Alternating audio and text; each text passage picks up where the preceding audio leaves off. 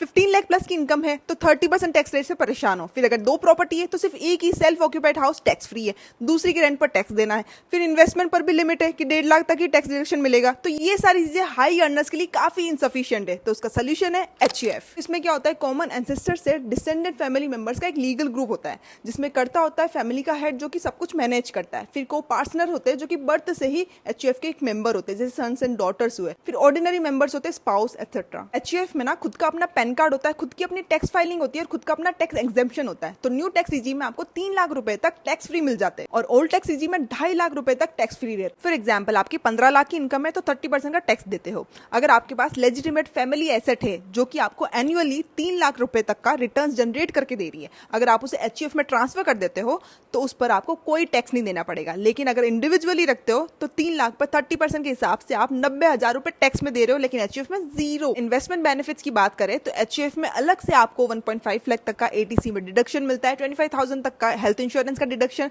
तो ये सारी चीजें डबल हो जाती। तो मैंने बाकी डिटेल्स और HUF को क्रिएट करने का प्रोसेस कैप्शन में लिखा है, तो पढ़ना जरूर and share this video with everyone.